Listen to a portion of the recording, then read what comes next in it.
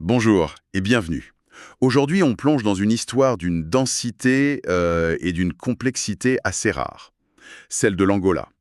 Pour nous guider, on se base sur un article vraiment très complet de South African History Online qui couvre une période vertigineuse, de la préhistoire à nos jours. Notre mission, si on peut dire, c'est de démêler un peu les fils qui ont tissé cette nation. Et ce n'est pas du tout une ligne droite. On parle d'une mosaïque de royaumes anciens, d'une colonisation qui s'est étalée sur des siècles, D'une guerre de libération qui a basculé dans un conflit civil. qui est lui-même devenu un enjeu mondial. Exactement. Alors, par où on commence pour déballer tout ça?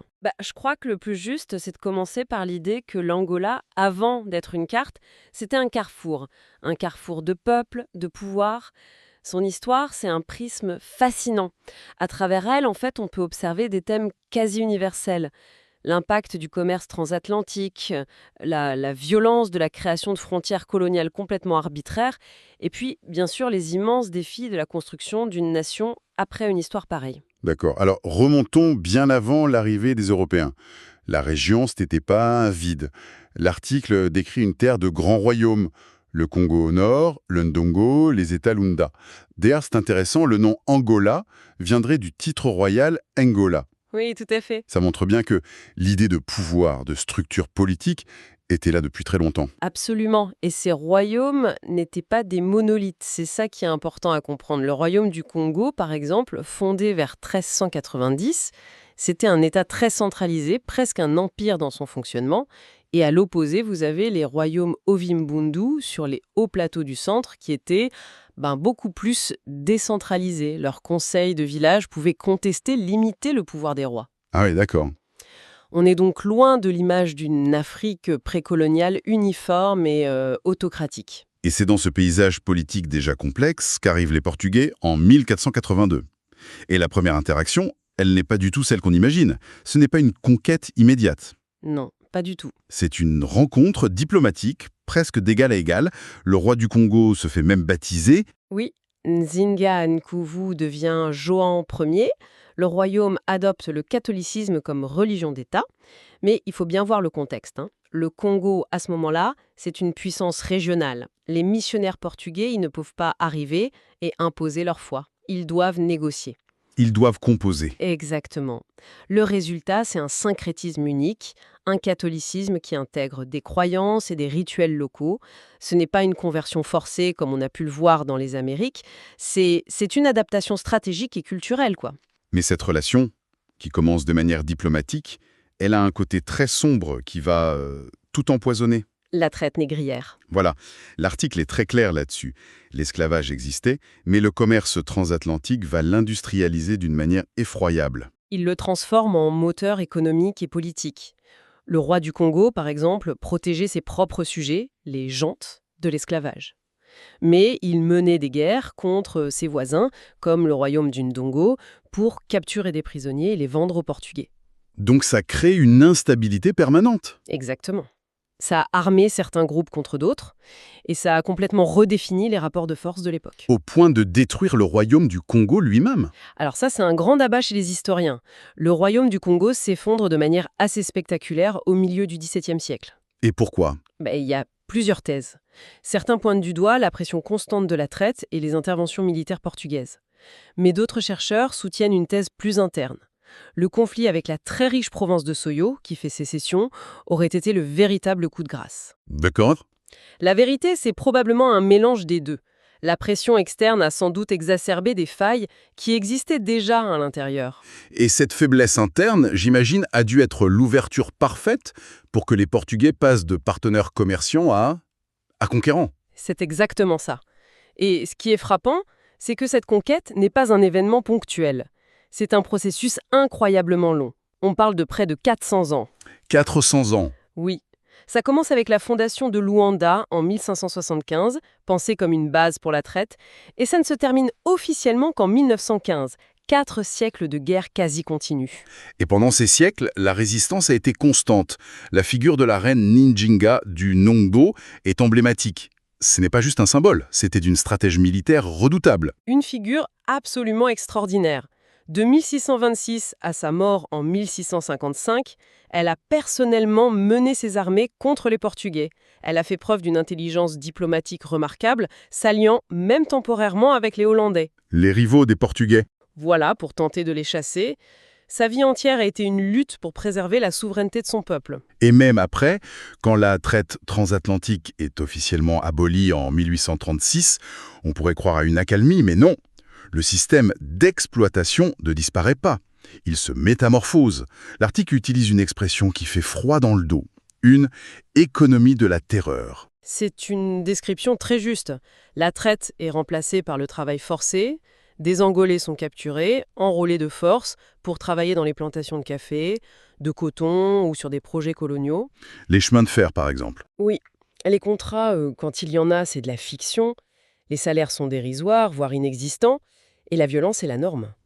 Il y a un détail dans l'article qui m'a vraiment marqué. En 1908, le chocolatier britannique William Cadbury, qui vient enquêter sur les conditions de production du cacao, trouve des entraves en bois abandonnées le long d'une piste de recrutement de main-d'œuvre. C'est une image tellement puissante. Oui, C'est une image qui révèle la nature du système. L'esclavage n'a pas été aboli, il a juste été rebaptisé. Et ce système brutal était directement connecté à l'économie mondiale, à la tasse de chocolat qu'on buvait en Europe. Ce n'était pas une économie isolée. et pour couronner le tout, il y a la conférence de Berlin en 1884. Ah ouais. Le moment où l'Europe dessine l'Afrique à la règle sur une carte. Congo est coupé en deux, partagé entre le Portugal et la Belgique. Le peuple Kwanyamo se retrouve à cheval sur la nouvelle frontière entre l'Angola portugais et l'actuelle Namibie. On crée des divisions artificielles, on enferme des ennemis jurés dans le même territoire. C'est une bombe à retardement. Et pour gérer cette bombe, le Portugal met en place un système de ségrégation très formel, le statut de l'indigène de 1926. Oui, un système d'apartheid qui ne me dit pas son nom. Vous avez les citoyens, presque exclusivement les colons européens, et une minuscule élite d'Africains dits assimilés. Et puis il y a la masse des indigènes privés de droits fondamentaux. Et pour devenir un assimilado, c'était très... C'était un parcours du combattant. Il fallait prouver qu'on parlait portugais sans accent, qu'on portait des vêtements européens, qu'on mangeait avec des couverts. C'était un outil de contrôle psychologique et social d'une puissance incroyable. Il vous forçait à renier votre propre culture. Face à un tel système, la révolte semble inévitable, et 1961 est présenté comme le point de rupture. C'est l'étincelle. On a deux soulèvements quasi simultanés. Dans le nord, une révolte paysanne menée par l'UPA, qui deviendra le FNLA, et à Luanda, la capitale, l'assaut de prison par des militants qui seront plus tard associés au MPLA. La guerre pour l'indépendance est lancée, et très vite, 3 mouvements principaux émergent, mais avec des visions très très différentes pour l'Angola de demain. Complètement, ce ne sont pas juste des groupes de guérilla, ce sont des projets de société concurrents. On peut les détailler un peu ? Bien sûr. D'un côté, vous avez le MPLA, d'inspiration marxiste, avec une base plutôt urbaine, intellectuelle, métisse, à Luanda. De l'autre côté, le FNLA, qui, lui, puise ses racines dans le nationalisme du peuple Bas-Congo et qui, à l'origine, rêvait de restaurer l'ancien royaume du Congo. Et enfin, l'UNITA, fondée par Jonas Savimbi, qui se positionne comme le représentant des peuples de l'intérieur, principalement les Ovimbundu, contre l'élite de la côte. C'est à la fois fascinant et tragique.